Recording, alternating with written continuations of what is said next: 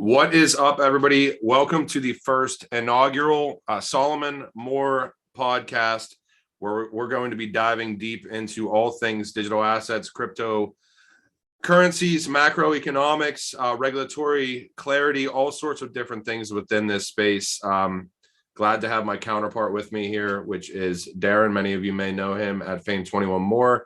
How you doing, Darren? Doing pretty well. How are you, Solomon? Living the dream. We're trying to make it sound natural because we had about a 35-minute preparatory discussion prior to this. But super excited to be doing this. I know we've been talking about doing this for probably, it's got to be a year now, right? Probably. We've gone back and forth, and just our busy schedules and everything. It was hard to come to this, but we're here now. So the purpose for me for this is that we spend so much time just researching everything, and it's not always feasible to cram all this stuff into videos. So we're taking the ideas that we thought were that we should share and just kind of bounce ideas off of each other. And if people find this interesting, let us know, and we'll continue to do it. If not, I'm sure you guys will let us know. But it's just a lot of information, so we just want to touch on everything that we come across. Yeah, 100%. I mean, for me, there's a ton of information on a daily basis that just doesn't get put out there that I stumble across. And I also kind of look at this space as kind of this framework of, at least for the influencers and the presenters out there, that it's everything that we're saying is so important, and it certainly is important. But like, there's this like pretense of value just because somebody's on the internet posting things. So the vision for me eventually, as we continue to do this, is certainly to get community members up, have really informative interviews, have the ability to just bullshit if we choose to just bullshit, and kind of dive deeper into some topics that I think deserve that deeper dive, that just won't fit within a 7, 10, 15-minute framework within a normal video. So we're excited to be here. I'm excited to be here. I know Darren is. We kind of, I think briefly, Darren, we wanted to kind of touch base on like the state of the market right now. And I always find it interesting. So remember like a year and a half ago, like when you were on CoinMarketCap, we see this number up on the top left here. There's 17,349 digital assets up there right now. How many were, like, I'm thinking like that December 2020 timeframe, and I remember there being about 6,000, because I was telling people, I'm like, man, I'm gonna do like a sweep of like the top 2,000 coins, and they were like, 2,000 coins, that's crazy. And I'm like, yeah, it is. And it took like 3 or 4 days, but there's almost no way to potentially even try to sweep through everything right now because of the oversaturation. I don't know if you have similar sentiments about kind of where the market is right now, what your feelings are on like oversaturation in the market, just to start, and where you think that probably heads. Well, the fundamentally sound coins, though, there hasn't been that many added to it, right? So if we look at like recently added, and you go through the list, most of them are meme coins. Most of them are some weird ETF on a DeFi platform, or a wrap stock or something. So I don't really think there's fundamentally sound coins that are being added to that excess. So when we sift through these, it's easier to sift through them because you can just dismiss everything that's like we're seeing no shit coin and Shiba Dodge and all these, or you just kind of sift through them. So I also think this is used as a tool for bears to speak ill of the crypto market. They talk about, oh, you can inflate these coins, look how many there are, but in reality, that's not exactly true. No, and it makes it a lot easier. I know even in 2020, when I did that deep sweep of all those coins, that names of projects made it. And I figured in my head, I'm like, if I miss one just based on the name, I miss one just based on the name. But it's very easy for me not to want to do a deep dive into no shit coin or Shiba Doge. And again, some of them may do very, very well, but for me, it's just, I would rather just move on, because like you said, and I think you nailed it, not every utility project. If I look right now, there's probably 60 or 70 projects that are on CoinMarketCap listed today, and maybe one of those things is sustainable, that it's still going to be here in 3 or 4 years, and that's just kind of my viewpoint on it. But yeah, it takes away all the BS. I'm actually kind of like, if we move forward and kind of look at the Bitcoin price action right now, I'm very interested to kind of see what your thoughts are, Darren, like as far as the state of the market right now. Pay no attention to all of this nonsense on here. What I was trying to do, so I have the weekly chart pulled up, and I basically took the 21 and the 50 EMAs, and I was just trying to determine once we have that bearish cross, if we have that bearish cross, and historically we have, the time from that cross till the actual bottom. Because for me, I'm really looking for potential opportunities, regardless of which way the market goes right now. My biggest moves in digital assets and crypto, and not financial advice, obviously, would be to act on where I think the bottom is close to being. You're never going to catch the bottom exactly. But yeah, and I think that deals a lot in where we're at right now. And what happens, I guess, for me, and we've seen it before, is during, again, it may not happen, but if we do have capitulation, a lot of that oversaturation and a lot of the projects launching, that won't be happening as quickly, because it will be much easier to vet through real projects. You'll be able to tell which projects are still building during a bear market and which ones are just, we're out there for your money as far as a cash grab. You know what I mean, dude?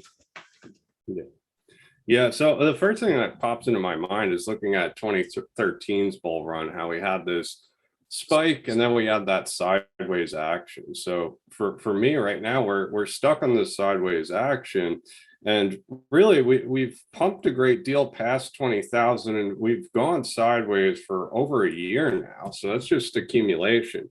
So I'm wondering if we're going to follow some type of 2013 run. And if we look at just like macroeconomics in general, it seems like something massive could happen. And now I don't really know that for certain, but I mean, just from the inflationary aspect of this, we tripled, the Fed tripled their targets with CPI inflation and still hasn't done anything about it. So, you know, historically, if we look at inflation and what happens once we start getting those high numbers, the central banks have to react. And if they don't, you know, it gets really out of hand really quick. So this 2013 run seems very feasible to me that could happen. Now, of course, I'm going to protect myself for any scenario that happens. I'm not going to, you know, just wish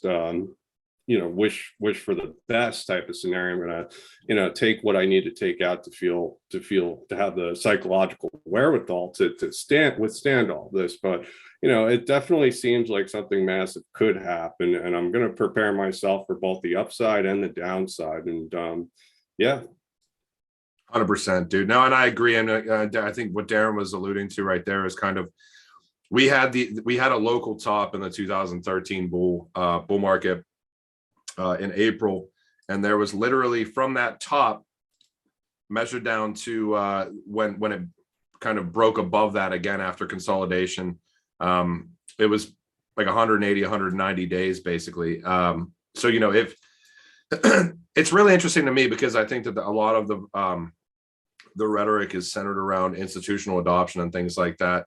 I could go either way almost, just because we certainly have more institutional adoption, but that's just a nature of time. And I think we're going to get into kind of Metcalfe's law with network effect here in a second, because Darren had shared with me this prior to this podcast today. And this, you want to touch base a little bit about this and just kind of trigger me as far as where you'd like me to go within this document, because you shared this with me about an hour ago.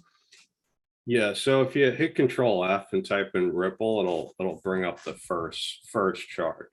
All right, so this is JP Morgan. The analyst wrote this document on the crypto markets, and there's a lot of good information. So we'll put this in a link in the description below.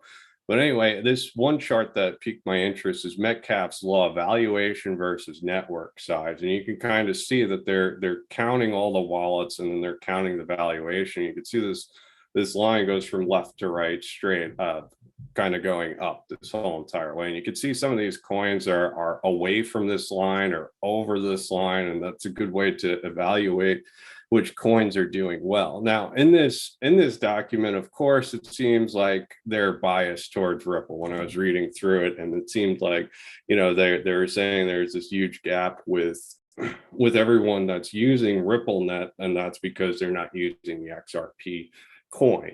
Now, if we go back to Tranglo's document that I think was published December 23rd, 2021. And if you scroll down a little bit, right here. So right here, it says the ODL has seen significant growth, 25x since Q3 2020.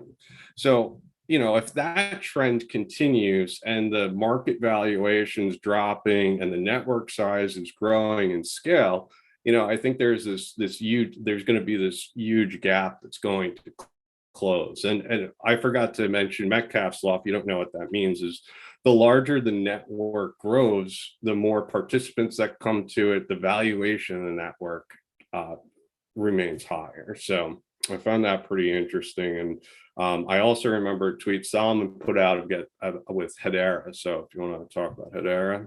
Yeah, and I think it's interesting too, like even in dealing with Metcalfe's law, like it's to me, I like the linear progression, but I almost like the hexagonal aspect too. And I'm not sure if this is a hexagon or not, but it's almost like every person that I meet and that I know knows two other people that could provide value within a network. And that's kind of the expansion that I envision this as. And it's a powerful metric for growth. One of the things that you were touching on previously, Darren, as well, is that even within this, so this is just kind of that first graph within this, but if you delve down a little bit further, kind of talking about that clear, there's quite the separation, right?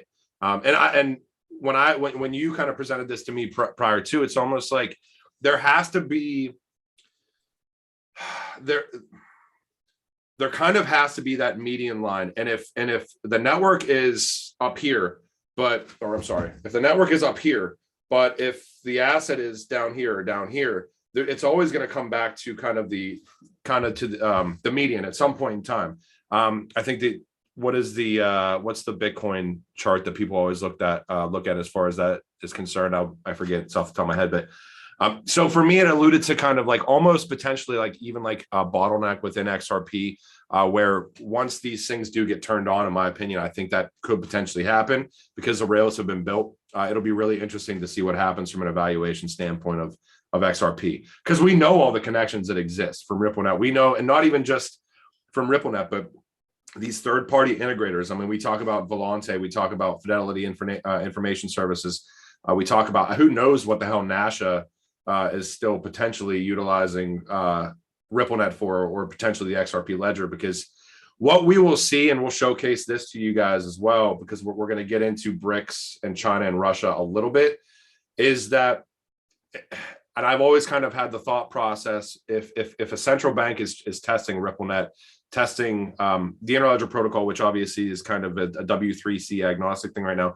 they certainly have tested XRP, and that's at least my opinion. And the Central Bank of Russia did that as well. But going into Metcalfe's law, like you talked about, Darren, so touching base on Hedera, just kind of the amount of value and utility, at least from my standpoint, that Hedera Hashgraph has right now, from a network effect standpoint, is just insane, comparable to how low it is in market cap for the asset itself. Network effect with Hedera, they've got 26 governing council members. And you can see over here on the left, they're absolutely massive. Have you looked into, because you know that I'm a Hedera guy, Darren, like how deeply have you looked into Hedera in the past? Honestly, not like a super deep dive or anything. The problem with me is I was building up capital to invest, and at that time, that's when the crypto market started taking off. So I don't want to open up a new position. I'd rather wait until things cool off. And I know this is a solid play when things cool off, but I don't want to just jump into something in the midst of this run. So for me, this is more of I'm picking up on the fundamentals and waiting for it to get to a price where I like it, or I want to see something built on Hedera that I see as a real value proposition. And I know that Hedera's price is going to correlate with the DApp built on Hedera. Well, I don't know if it's called DApp, but whatever it's called, that's built on top of Hedera. That's something I would potentially be interested in the shorter term. But for the longer term, I think I'm going to wait until everything cools off and then build a position with it. Have you ever talked to somebody that is just extremely, so I've talked to a couple of people that will only invest into layer ones. And I don't think that's a bad move necessarily. It's an interesting move. Like it's probably a really smart move as far as if you want to potentially be safe with. Well, now you still can't buy at all-time high. I mean, don't buy into parabolic tops of layer ones just because it's a layer one. But if you were just to stick with layer ones and kind of be the shovel, right? So that the gold can be mined by these other layer twos and all these other things that build on top of them. It's an interesting it's an interesting point. I know we have like a left zero that just launched. I forget who shared it with me, but shit, I'm gonna forget the name of it. There is, it's like it's not WADZX, it's something, but it's the largest exchange in India. Essentially, the CEO of this, it's a subsidiary of Binance. The project is called Shardium. Did you see Shardium? This was like 2 days ago. You sent me some information on it, or I saw it in your Patreon, and I glanced at it, but I didn't really do a deep dive, but it looked pretty interesting from what I've read. I think there's a caveat to it too. I mean, because like you and I have seen layer ones, like GEEQ was a layer one, right? And it was super stagnant, didn't do anything, right? But I find it interesting that certain people just take, and they're very valid. I mean, for you can have your own investment strategy, certainly, but how would you feel like if you were, because and this is an interesting discussion for regulation as well, regulatory clarity. I think a lot, and we're going to get into that, but a lot of the DeFi aspects, do you think that they get regulated out potentially? And then if that happens, it almost makes it safer to almost, if we can still do it, invest in these hopefully enterprise grade protocols like layer ones and stuff like that. I think DeFi is going to have to take into some of these aspects of regulation and have to accommodate the regulators. So I think at one point we're going to have a self-sovereign digital identity where you're going to have that in order to participate in the network, and that's going to lock people out from geographies, and you're only going to be able to use certain DeFi platforms. But I mean, it all depends on what's like. Yeah, that's a fine way to invest right now, right? Like we have this boom in layer ones. Everybody's all the layer ones have probably done the best in this bull run, right? But that doesn't stop things like I don't know, Aave or Uniswap or some of these dApps that are built on top of the layer ones that have done tremendous gains too. So it all depends on what's being built and what kind of demand is it serving to the public, right? So if there's a layer two that everybody wants to go to, they have favorable tokenomics, because that matters too, and there's a real use case involved, I don't think we should just ignore layer twos, especially for the long term. Layer ones are going to probably fizzle out once there's dominant layer ones around, right? So I think a lot of, also like you were saying, some of these other layer ones have already done that, right? They've kind of fizzled out, nobody knows about them, or there's a lot of hype around it and there's going to be nothing that's built on top of it. So that's how I evaluate layer ones, is how much is built on top of that layer one. And if there's all these layer ones and nobody's building on them, they're useless. There's no point to even get into them. So I mean, it depends on how the person is investing. But so I guess that brings us to our main point for tonight's podcast, which is a deep dive into a layer two, which is Board Floki Yacht Club. We're really going to present the value mechanisms for Board Floki Yacht Club during this discussion. No, oh yeah, okay. So before we move past the kind of the Hedera, the Metcalfe's law, this was a year ago, and this is. Let me see if I can zoom in on this. So essentially, from 2015, the launch of Ethereum mainnet, until 2021 in April, it took 5 years for Ethereum to hit a billion transactions that had met consensus on the network.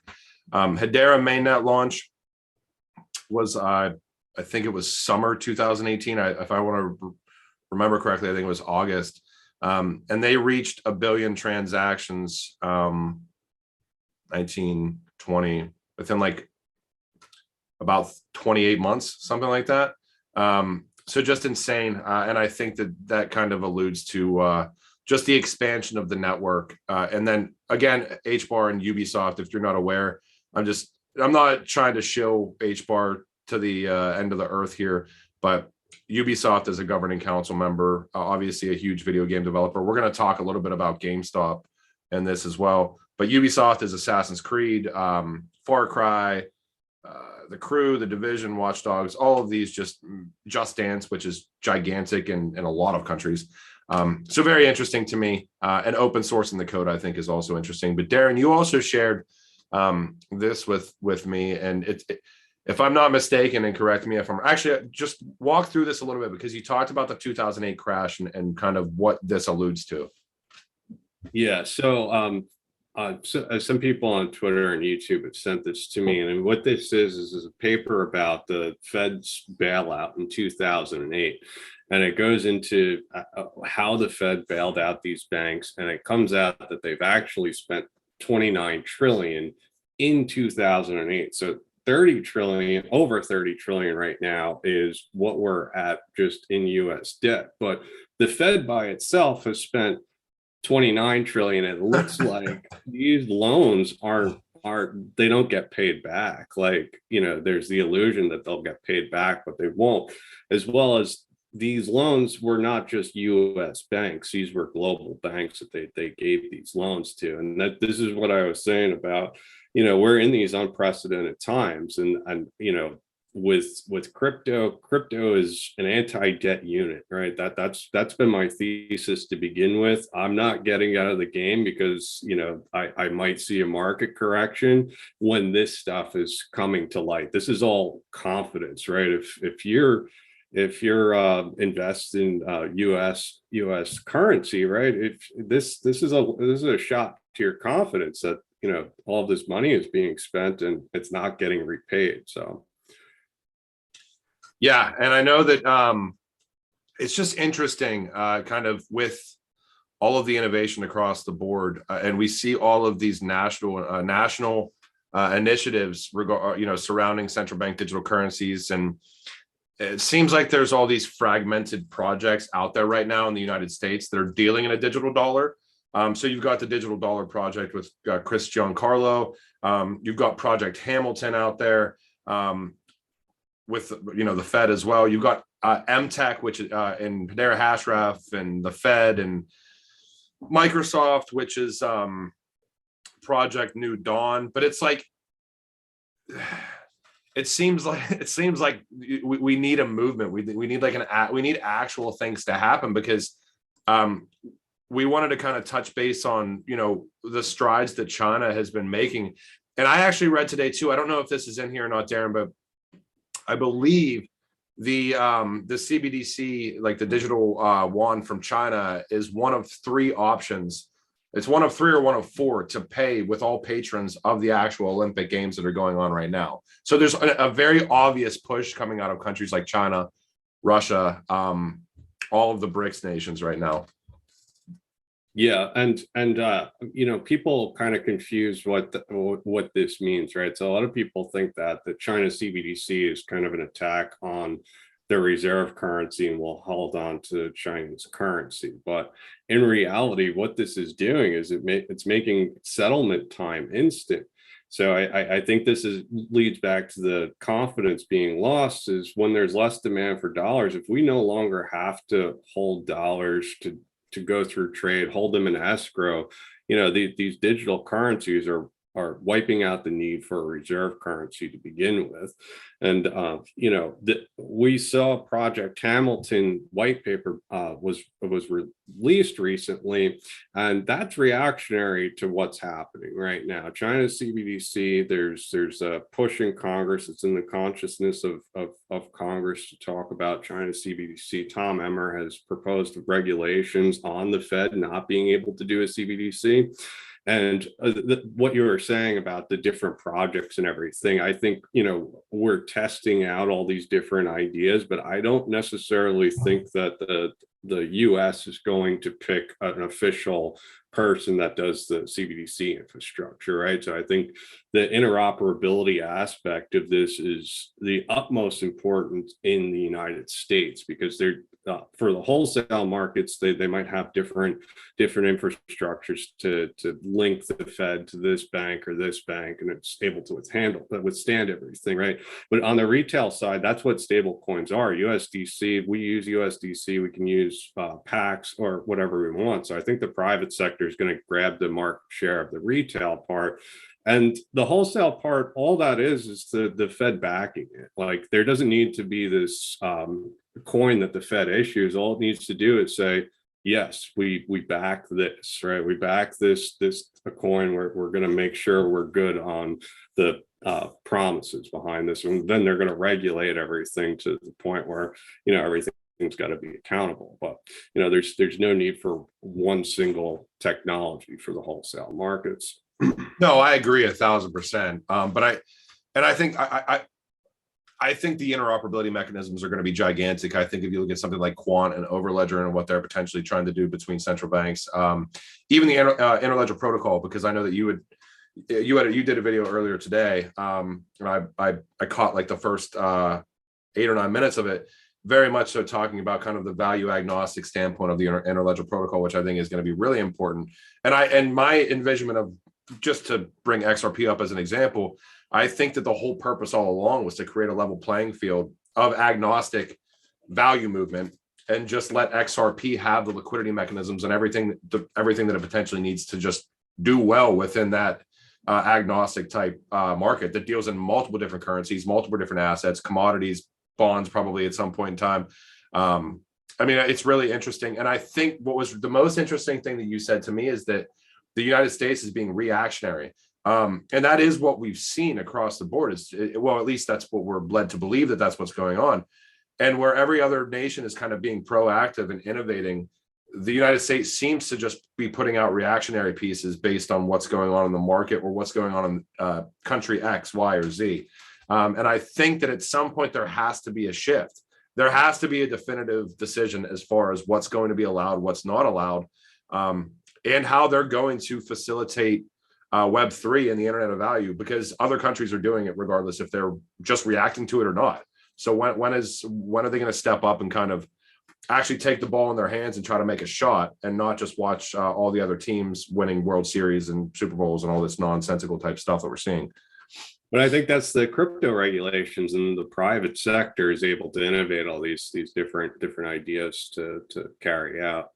So I think that's another reason why even if the charts are not looking that great, it's still, I've had this thesis to begin with, and I'm going to continue with it just because, I see so many things lining up that can move everything really quickly. It happens slowly, and then all of a sudden it happens all at once.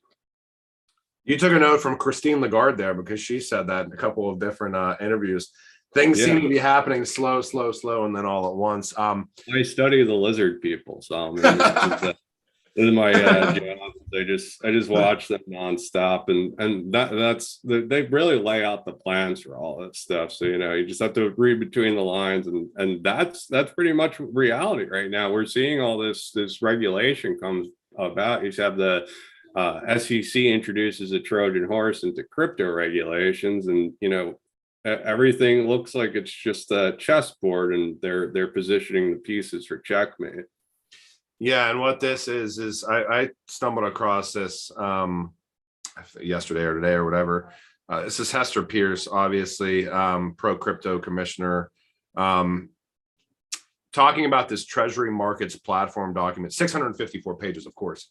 I used to be in the nuke field, so we used to have to read all sorts of different code books and Section 3 and all this stuff. And the SEC is putting out, well, I don't know if it's arbitrary, but if somebody's putting out a 654-page document and you're working your ass off 10 hours a day anyways, and you're actually the ones, making the decision, are you actually going to be reading that 654 pages? I mean, I would think that people are doing that, but there's no way in hell the decision makers are reading 654 pages worth of documentation. And this is one document.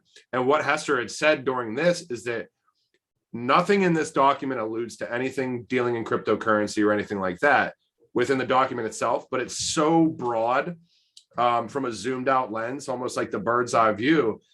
And she is basically saying, you better watch out, because this document is basically, if you read between the lines here, talking about regulating a lot of DeFi, regulating a lot of the things that we're seeing in the digital asset space right now.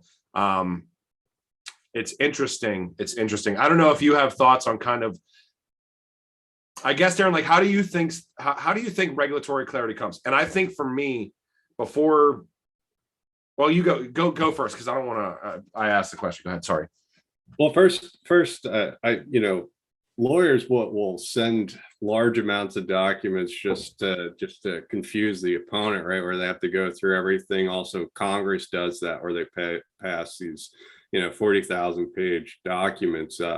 Nancy Pelosi is quoted like, "We'll read it after we pass the actual bill," right? So I do think that's a strategy that regulators use, and I do think that Gary Gensler wants to have crypto within the SEC jurisdiction, and we're kind of in this war with different regulators trying to grab their different pieces of the pie, right? What I think they're trying to do is something with the money transmission licenses, where anybody that touches money or goes over a certain amount has to fill out all these KYC AML reports, as well as deliver the documents. Like if you have ever traded stock or anything, you get the tax documents that have every single trade plugged into it, and they send you everything that you've done on that platform. So I think that's what they want to do for DeFi. Is if I sell over $10,000 worth of coin, they want to know who I sold that to, which is problematic, right? But I think this is ushering the way in for digital identities. Some of the self-sovereign digital identities will work with a lot of DeFi platforms. So that's what's coming. And I've talked to people that were telling me that they've used a lot of these exchanges, and they're getting that same tax paperwork that I told you about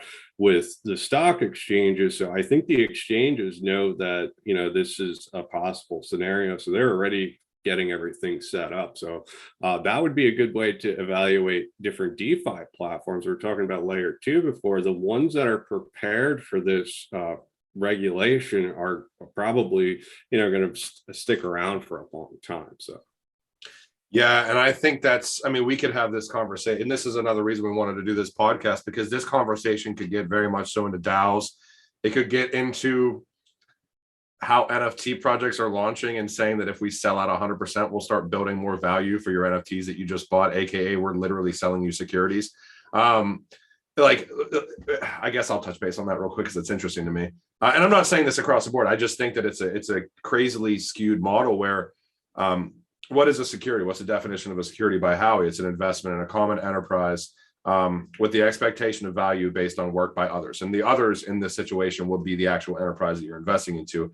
If I'm releasing an NFT project, just for one example, and I'm saying, hey, this is a piece of art. I'm selling you 300 of this piece of art.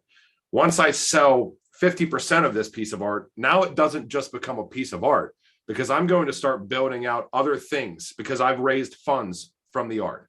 If I sell it 100%, I'll start building goldfish in a bowl metaverse, where all of your goldfish will be able to build and operate within the metaverse. There's going to be all these value mechanisms. Well, that's not built. And they're using the funds from the art. It was just art. They're using the funds to build out a metaverse that doesn't exist yet. It's really interesting for me. I don't think that there's enough. Well, there is enough money. I don't think there's enough money in probably 90 to 95% of these right now to potentially have themselves gone off after by regulators. But some of them, I think, will at some point, unless they've decentralized themselves enough at that point where it actually is self-fulfilling and functioning. But this is like the chicken and egg problem as well, is like, can utility come without some centralization in the beginning to build this out? And then we had this slide pulled up, which is very interesting because we see kind of some of the other initiatives going on across the board. We talked about China. We'll talk a tiny bit about BRICS. I saw Gary Gensler made a Twitter post like 3 or 4 days ago about underempowered individuals. And they were certainly use the wealth gap thing. They certainly use whatever cards that they want to throw out there. it all comes down to basically Gary was saying that the SEC really wants to empower investors, right? So I went to the website and I clicked on this, and it's a 10-question quiz. And I found it very funny because I sent this to Darren. I'm like, we should definitely present this. So question 1 on the investing quiz from February 2022 is: a coworker encourages Jade to invest money in an opportunity guaranteed to pay a return of 12% per year. What should Jade do? Here are the options. And this is how much that the American, like the populace as a whole, is being pandered to. There's no good option, by the way. The first answer is immediately invest, which is completely asinine and stupid. The second is research if any celebrities have endorsed the program, because that's obviously my go-to number 2.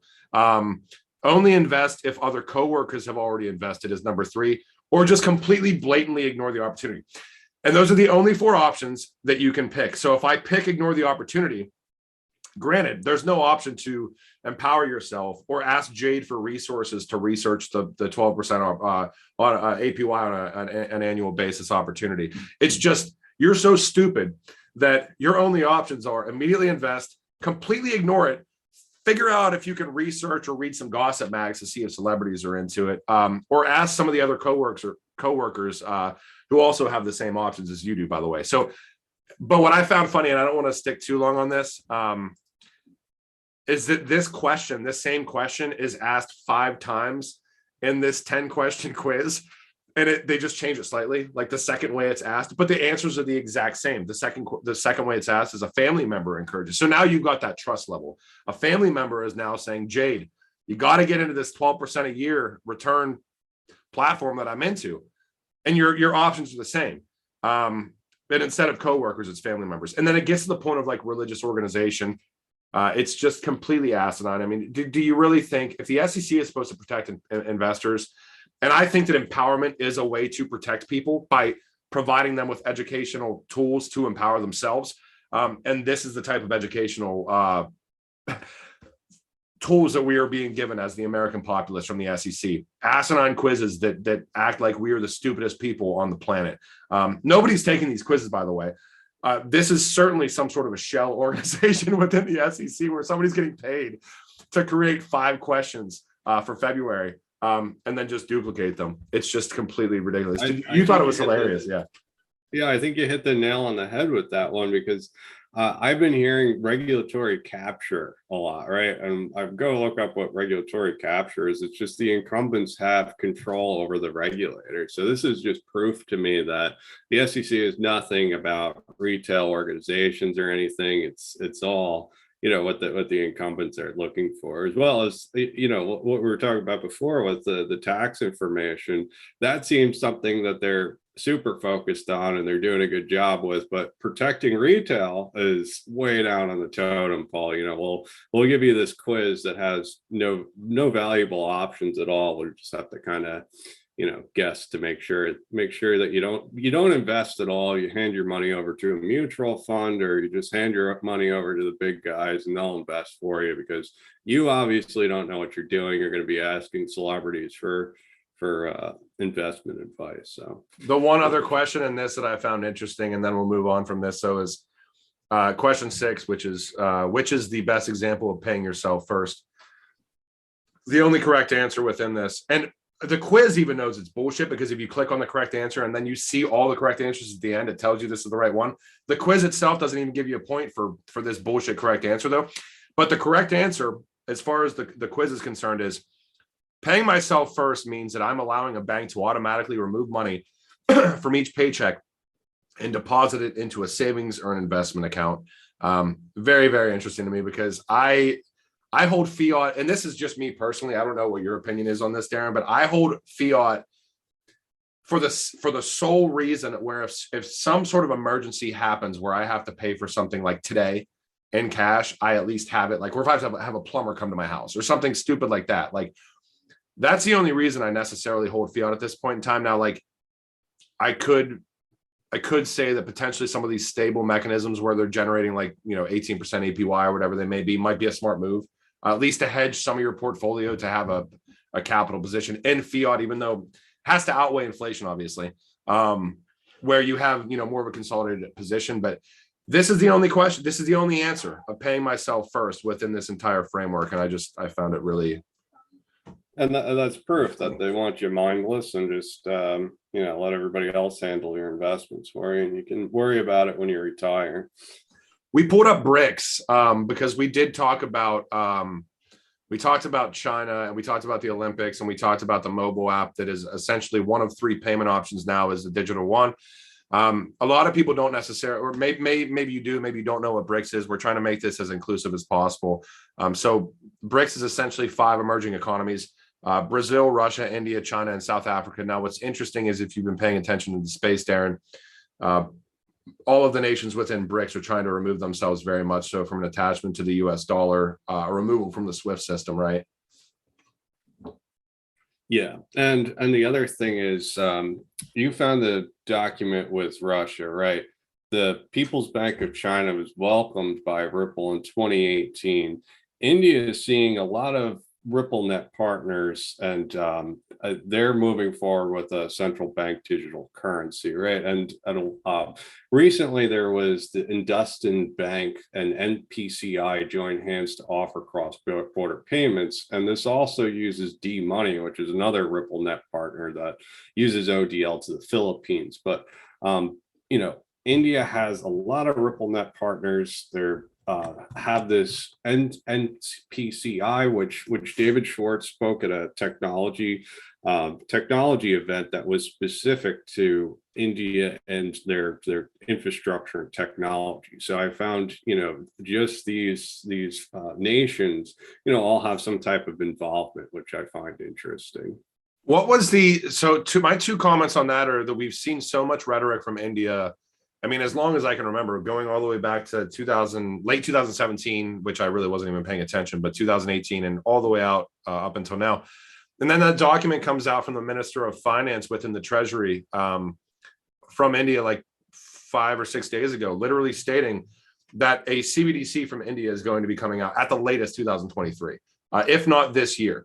And it's like the one thing we have to go ahead. Back and forth, right? We have a ban, we don't have a ban, we have a ban, we don't have a ban, and now. But what do you think they're doing during that entire time? So if they're presenting us with rhetoric, they're certainly just continuing to build what they're going to build anyways, because we all know it's going to come. So like, there's no way they could just say now we're going to launch a CBDC in 2023. If they were actually stopping innovation, starting innovation, stopping innovation, they've just been, the government, the powers that be have just been, they know it's coming. They've just been building the whole time. And they've been and not only that, the payment infrastructure as well. This Industin Bank, it sounds a lot like a PayString type of system. United's payments interface. There's a lot of involvement with UPI and Bcash. Just the payments technology in India has really taken off, and I believe that they're trying to tax crypto now. So they have this ban, not ban, and now they're saying that we want this 30% tax on it. And I think that's what's going to boil down with all regulations. It's just how much you're going to be taxed, and the in and out points are going to be heavily regulated, where they use artificial intelligence to analyze all your wallets, and just make sure that you're not one of the bad guys, right? And that you're going to have a digital identity and all this other stuff. So this is not a if for me, this is a when. Yep. And we're gearing up for that, and I honestly think that's part of just the market prices, right? This government bad news comes out of nowhere, crashes the markets, and then you hear good news later on. It's pretty interesting how that all plays out. And then that the banks that are setting up all this infrastructure, if they're using like a layer one or something, it'd be advantageous for them to get it at a cheap price, stock up on it for something new to be built. So I think that's part of the what's going on too. And India's their industry is really free market too. So just it was a 30% tax, I think. I read a flat 30% tax, I think. Yeah, but I'm saying like there's low regulations for industry and everything. So India's central bank making their own digital currency is kind of out of character, right, for what India is doing. So I thought that was pretty interesting too. And I think Ashish Birla in 2000, I think it was like 2018 or 2019, basically stating that Ripple the banks in India, like they've got like 60% of the banks in India already. And this was like 2018-ish time frame. Yeah, now that you say that, I do recall that. But just if you look at Ripple's website, Yes Bank, Act Bank, they all have relationships in India. So, you know, a lot of RippleNet partners are in India. And then on top of it, like the India Central Bank has to approve all of that, what goes on with those banks and Ripple. So it has to come to that central bank and they have to give it approval so it could actually take place, even a proof of concept. So like not just using it, they're just testing it. They need to go to the central bank. So you know, I think we're seeing a lot with India, and if you read the tea leaves, I think something's happening there. I don't know for certain. I'm just saying from everything that I've seen, it just looks like something pretty big there. And the other thing is Infosys. They have a platform, right? Yep. And it's mostly RippleNet partners that are on that platform for blockchain trade, everything like that. And you know, if we go back to some of those earlier documents that we found, you know, they've talked about proof of concepts with Ripple. They've talked about just the statistics Ripple has and everything. So you know, I think we saw that Infosys has a Ripple integration point, if I remember correctly, 100%. And then even I wanted to bring up Tata because Tata, so TCS Banks is certainly RippleNet. TCS and Tata is huge in India. TCS Quartz is kind of the crypto aspect of that, which is the Quartz is the smart ledgers or whatever, however they frame it around. But Hyperledger, Corda, Ripple integration. I think they have an XRP ledger integration, not just Ripple. Tata Quartz has XRP ledger. Yeah, I have that document. I can send you afterwards. Oh wow, yeah. Add it into the links, but yeah, that one as well. So Tata and then Tech Mahindra, right? Tech Mahindra. We both have seen documents about them. They're huge. Yeah, and I don't. They announced the proof of concept in 2016 with Ripple, right? And then we see all these types of cross-border payments initiatives that they're doing. So, you know, they're not going to tell you every little detail in all these documents. You have to kind of look to the past to determine, you know, what they're talking about in those documents. But, you know, well, it's always interesting timing too. Like, I don't want to go back to Hedera too much here, but there was an announcement about a week ago that Hedera Hash, or like the governing council of Hedera, which owns and operates the network, is buying the intellectual property, you know, aka the consensus mechanism from Swirlds, because the consensus mechanism of Hedera is patented through Swirlds. It's IP. So the governing council, which includes, you know, Google and LG and all these things, are buying that IP of the consensus mechanism, how everything functions out, and open sourcing it. That's what they've chosen to do. That was a week ago. Now you see the CEO of Alphabet about 3 days later stating that, you know, we've always been an innovative company and we are certainly looking forward to, you know, these future technologies, and anything that is open source, we want to develop it and build on it. It's like, it's the same thing when I see like the IMF or the Bank of England or Bank for International Settlements, like everybody's on the same payroll. It seems like they all know what's coming. And it's like, the only, like, my number one advice to anybody in this space would be follow the money, follow who's building for actual enterprise grade adoption. You can always have your mission value statements. You want to empower people and all this other stuff. That is very, very important. But if you want to try to do well in this market, don't buy at all time high. Buy whenever everybody says it's dead, and don't pay attention to price action. Just follow what the big players are doing and who they're integrating with. And you might not win on every one, but you'll probably do pretty well, at least in my opinion. But yeah, the timing is always interesting. Oh, we pulled up this is that. So this is from Atlantis Press. And this is the document, Darren, that I presented probably 3 or 4 weeks ago or whatever, just to kind of allude us into the BRICS aspects. We talked about India, Brazil. While I'm kind of highlighting this stuff, you want to just kind of give a little bit of an overview about some of the stuff we've seen with Brazil? Yeah, so Brazil, Jim Cunha from the Federal Reserve of Boston, which is the technology department of the Fed, has spoke at multiple conferences, and he has this slide that says that Ripple is working with Brazil's CBDC for the retail side of this. And then we also know that Brazil had a headquarters put in it by Ripple, and you know, they're moving forward with digitization and updating their whole payment system. So BRICS, Brazil, Russia, India, China, which we know, China is weird because their CBDC probably has nothing to do with Ripple, right? But a lot of the partnerships that Ripple has, RippleNet partnerships, are allowed to operate in China, as well as there's these integrations into WeChat and Alipay with a lot of these banks, right? So that, to me, that seems like if a US tech company is allowed to operate in China, that's a massive news in by itself. Yeah, because that doesn't happen by chance. That doesn't happen by chance. Strict control. They're making sure that, you know, nothing's any type of cybersecurity risk or anything. But this document that you found was really, really interesting to me. You know, that they were testing not only RippleNet but the XRP ledger, and even the timing, because this document came out in 2021, but the actual testing occurred. Now, this was through an innovation lab that was directed by the Central Bank of Russia. So this is I'm not going to pronounce that right, Novosibirsk Innovative Laboratory, but this is through the Bank of Russia. This is their innovation lab conducting research. And I'm not going to go over this too much because I've rehashed it. I don't like rehashing information I've already presented. But Ripple platform can be considered as the basis. So the basis for starting work on creating a system of cross-border settlements. Now, what's interesting to me is it's saying, provided that the following organizational, legal, and technical issues are resolved. And they get very, very much so into XRP-centric talk. So it seems like at the bare minimum, they know exactly what XRP is if they hadn't trouted to an extent. And again, I'm a realist. I'm not going to sit here and say XRP, at least in my opinion, because we're going to try to make this podcast as value agnostic as possible, where if we see things that are valuable and interesting, I think we're just going to present them. I'm sure that you would agree, Darren.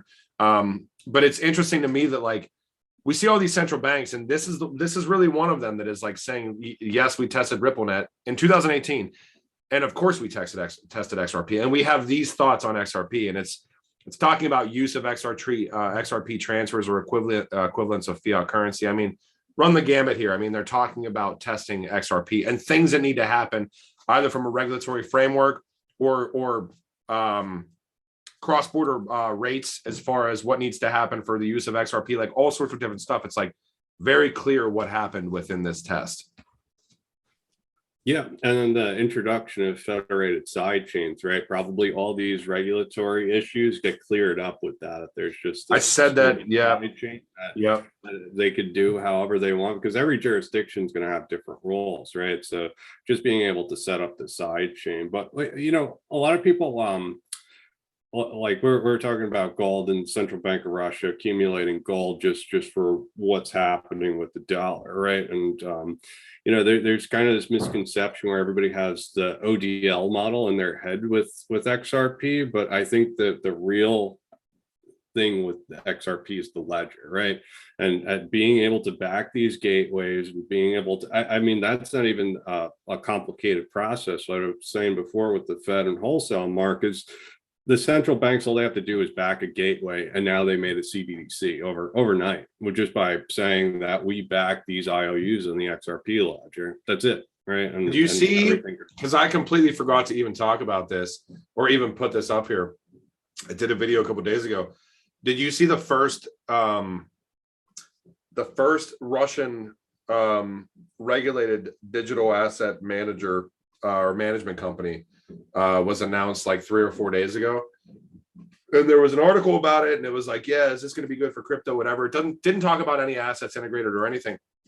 And you go to the website and it's all about tokenization of precious metals, the whole thing. That is what the whole platform does. Palladium, gold, silver, copper, nickel. I mean, that is what the platform does. That might be an interesting thing to bring up. I did a video about it. I forget what the company's name is. I think it's Atomize or something. It's Atomize. Yeah, ATOMYZE. I think it's YZE. ATOMYZE. Maybe I'll go to. Well, I mean, just having precious metals tokenized, right? Like, what kind of world is that, right? We've always had this fractional reserve banking. We're talking about, you know, Russia, 30% of their reserves are gold backed now, and you know, gold's going to be is an asset that has historically been the asset, right? So just them moving towards this, and Atomize being able to tokenize precious metals, it's you know, we're moving into a different world. Yeah, so 100%. Palladium, platinum, gold, silver, copper. I just think it's interesting with kind of that regulatory clarity framework, because we have seen a lot of times that, like, even in Russia, trying to remove the citizens' capabilities of participating in this market, while they consistently just build, and like the government, I mean, is just building and innovating and partnering and doing all these things, and then telling, you know, India's the same way, China's the same way, telling people that they can participate in certain ways, but no, stop, and then you can participate in certain ways, but no, stop. You know, it's just it's all rhetoric, it's all bullshit. But I mean, my biggest fear in the, at least from living in the States right now, is that at some point, now this is, I don't know, at some point I think that they regulate the level of empowerment, that if you're willing to do your due diligence and research right now, I think that like you could do insanely well. I think that they try to take that away from the mass populace, and I'm curious how that happens. I don't know what your thoughts on like regulatory clarity are. I mean, we see things like this, dude. You sent me this today. Gamestop and ImmutableX form NFT marketplace partnership. I shared this to Patreon like 4 or 5 days ago. And then but Darren, of course, sends me IMX token tumbles as GameStop appears to dump $42 million from the grant. Within like a week, they were granted $100 million. And then there was like $42 million worth of cross-chain or cross-exchange transactions going on, where I think GameStop just dumped the token. It's crazy what's going. It's like the Wild West right now. And there was no, well, I don't want to call it, because I have looked into IMX a little bit, and a lot of people like to use it. I think that IMX, from what I've seen, is a legit platform. It's a more efficient platform for NFTs, kind of that scaling solution that Ethereum needed for NFTs. But what's interesting to me is that there was no vesting schedule whatsoever for this partnership with GameStop. Like, how is that possible? Why would you even do that as a company? Yeah, well, that's what I'm thinking, is like, even if the SEC wins per se and grabs all digital assets, I think, you know, they're going to have a regime for all this stuff, or, you know, you have to disclose this, and there's a certain vesting schedule. And you know, I see them taking in a lot of these crypto projects and then gearing back the regulation to allow innovation. Like, I don't think they're just going to cut you off from innovation, make you be listed on the New York Stock Exchange, and you know, you're cut off from what you're doing. If we do see that apocalyptic scenario where the SEC gets jurisdiction over all these crypto, I think there's going to be leeway for everyone to be able to innovate just within new guidelines that they set. So vesting would be an example, the digital identity would be another example, and they'd set all these weird arbitrary guidelines.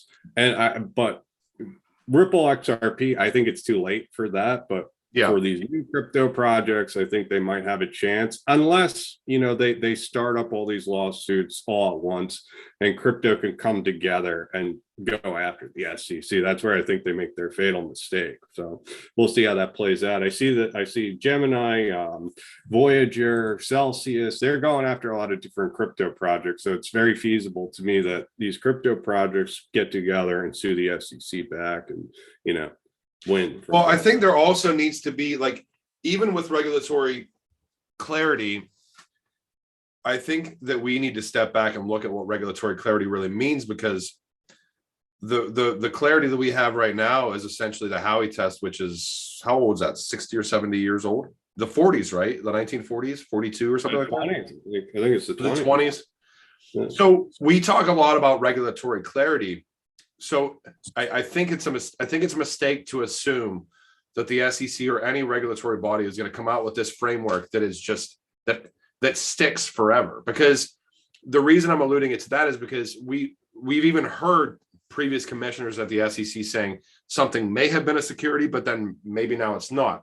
So how do you allow for innovation within this space where maybe something is centralized upon launch, but do you like, I would love to see the SEC actually be a little bit proactive in some of these regulatory bodies where we have these milestone based things that allow for further decentralization of the network, of the asset, of the layer two, of whatever in crypto, to allow for, number one, innovation, but number two, allowing these projects not to be stifled and stopped with what they're doing, and kind of just, I don't know. I think that it's a mistake to believe that they're going to have this.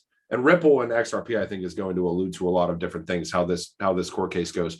But even sweeping regulation, like how would that even make sense? Because I don't think they're going to do sweeping regulation. Maybe they do, maybe they don't. But that stifles innovation inherently just by doing sweeping innovation, because you're doing sweeping innovation now. So what happens 5 years from now when that innovation doesn't apply anymore? Because there's other aspects that need to be built into it. You know what I mean? Yeah, or they blanket regulation everyone, and the courts decide. They fix all the problems with it. I don't think it's gonna.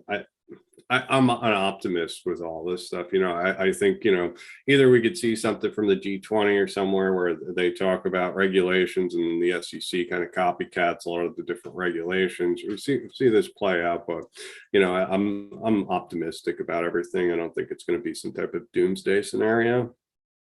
No, I mean, neither do I. And I believe that price action kind of dictates news regardless of what happens in this entire market anyways, and we're going to have oversaturation in the market, which essentially is a bull market where prices need to cool off because it's oversaturated. Then you have bear markets where it's just oversold.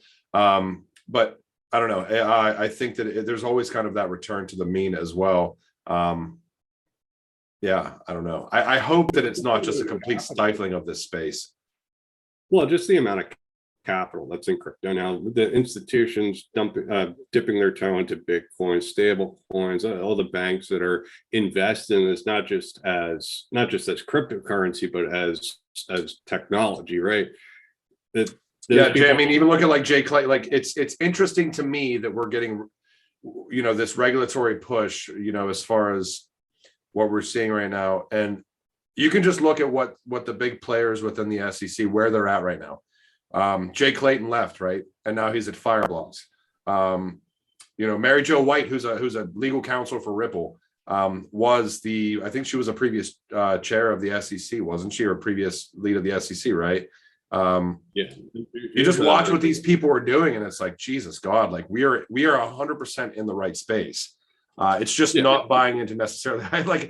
You and I have talked about this so many times where I don't really care. Because this. Number one, I think anything that you do in this space, like it's always interesting to me for these people that are just trying to make complete cash grabs. When it's even just looking from a common sense standpoint, that wouldn't even make sense for me to try to do, or for anybody to try to do, because this space is going to sustainably provide an opportunity for people for probably the next 2.5 to 3 decades, depending on what aspects of this space you're dealing in. Did you ever see that document from Internet to Interledger by that Martin Hargreaves dude? Or so Mark? No, it was Alex Pentland, the guy from MIT, I think, posted it. And he lays out this framework that is like, payments, settlements, or payments messaging systems, payments, settlements, dealing in all sorts of different assets and when they kind of come into play. AI plays a role, certainly. Digital identity ties into everything that we're talking about right now. And I think that it is. I think that the value opportunity for people goes down as this space grows and grows, but I still think that it's a sustainable opportunity. It's just the percentages that go down based on each one. Maybe even wrong, probably wrong. Right? Even if they do, right? It's like, some of these coins have 100x. Like, actually, I'm 100% wrong on that. Let me take back that statement, because that was the stupidest thing I've ever said. I think once we have regulatory clarity and we see things really shake out, there's going to be an explosion. But once that happens, and the institutions that are trying to basically shit on crypto right now and everything that we've seen, once they start marketing it to the masses like it's the best thing since sliced bread, the money's already probably been made, or at least most of it has, and we haven't seen that yet at all. Yeah. And also I think, with utility, that it's going to get leveled off, right? The price is going to have some type of arc where, you know, we get to a certain point of utility, and, you know, like you said, there's not going to be much gains to be had, right? But it's going to be like the Forex markets, right? Like, you know, there's still people that trade Forex and just use a lot of leverage. Even if the prices are stable, they're able to use, you know, 500x leverage and, you know, gain like a couple percent with that, right? So, you know, once everything gets to its proper valuation and then stays stable, there's still going to be opportunity for everyone. And then the newer platforms, the new innovation that comes on top of that, right? Like we have a lot of stuff in crypto, but there's more stuff that's coming. You know, it's especially with convergence of technology, right? We're seeing things like DeFi platforms that are managed by artificial intelligence. We're seeing NFTs that are being drawn by artificial intelligence. Yep. You know, like what happens when quantum computing and artificial intelligence starts creating things. You know, there's going to be a lot more. So even if the utility assets peak and they stay stable, there's going to be new opportunities. So 1,000%. There's going to be. I mean, there's. You know, I'm not going to assume where this cycle is at right now, but at some point when we do it, I believe that at some point we need capitulation. I could be wrong within that. Maybe it's a slow, steady growth. I guess a better way to phrase that for me is, I guess, when the market seems boring and people are saying that crypto is dead. I don't care what price is, because that's going to happen at some point, or that rhetoric will exist. During the next cycle after that, I know that there's projects that we haven't even heard of yet, because there was projects in this cycle that we hadn't even heard of yet in the previous cycle that are going to do insanely well. I mean, and the use cases are going to be ingenious. I think even like you nailed it, I think, when you talk about convergence, because right now we're just talking about, you know, DeFi mechanisms, or just peer-to-peer payments mechanisms, or whatever it may be, or NFTs and generative art, whatever. You start converging these technologies and this innovation together in a way that is within, hopefully, some sort of a regulatory framework, and allowing these things to really flourish. It's going to be insane. Artificial intelligence is going to be huge. Digital identity is going to be massive. NFTs are going to be massive. I would actually argue that NFTs potentially, not even potentially, I believe that NFTs at their end form, which who knows if that will ever be reached, will potentially dwarf like the crypto unit of account based coins and tokens, because I think there's so many use cases for NFTs. Once we get to the actual, once we get to those use cases, as far as health records and data, or digital identity ties into NFTs, like it's really, really insane. It's exciting, and we haven't even breached below the surface of where NFTs and even crypto is at this point yet. Yeah. And NFTs get a bad rap, you know. The people see the hypiness of NFTs, and they assume all NFTs are this hypey type of digital artwork. But there's so many use cases that are involved with non-fungible tokens. The other thing is big data too. Just being able to control your own data is.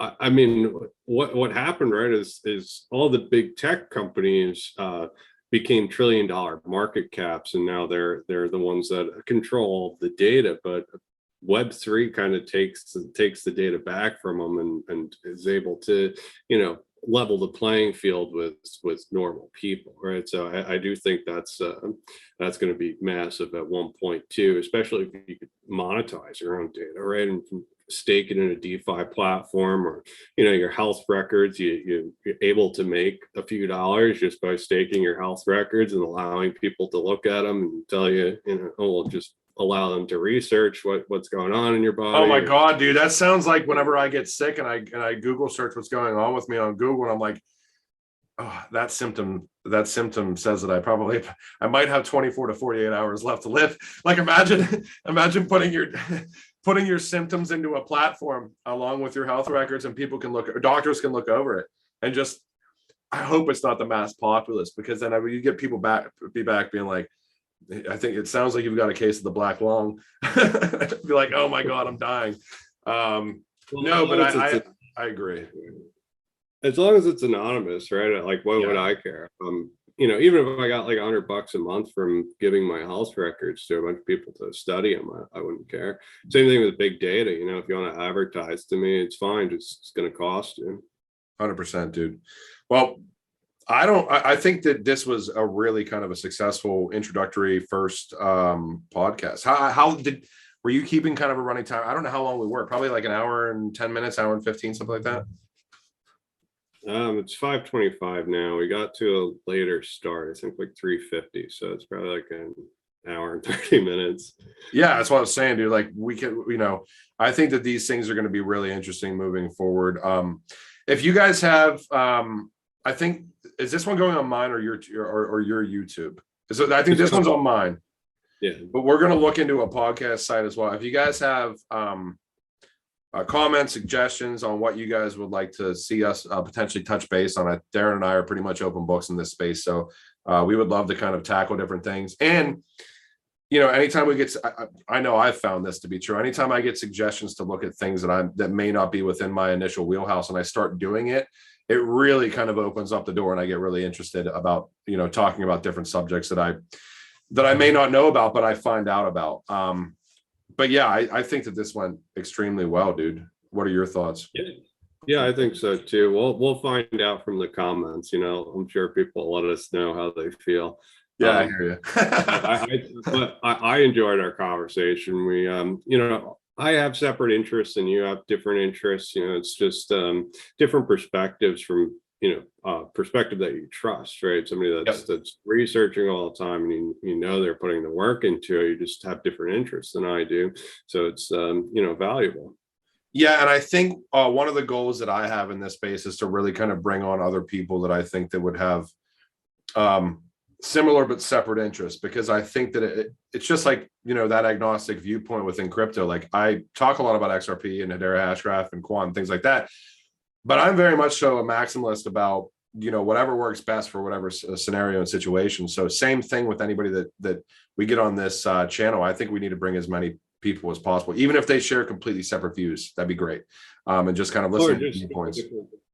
Different projects altogether. It's it's good to always learn something new, right? If there's a crypto project that adds a lot of value that we haven't discovered yet, I'd love to know more about it. So I'll look for guests that know specific crypto projects. Maybe they can educate us on some of the things too. We'll reach out to other people. 100%, dude. Well, I'll touch base with you after. We'll have to get this thing uploaded here. But it was fun. Thank you for your time, Darren. And I think we're going to make this weekly, right? I think we're going to try to do Sundays. But my goal is at least to do one of these a week. Also, I'd be interested in your guys' comments if you think that we should break these into two, because this is an hour and a half long, if you would like to see it. And maybe we just do it. Maybe we just do it that way, Darren. Maybe we just put one 45-minute segment out whenever, and then one on Wednesday, but we'll hash that out. I'll get it uploaded. Great conversation. I'm sure we're going to have a lot to talk about next week as well. For myself, I thank you guys for joining, and I'm sure, Darren, you want to kind of sign us off here? Yeah, thanks, everyone. I hope you guys enjoyed the show. Let us know what you think in the comments below. Bye. Thanks, everyone.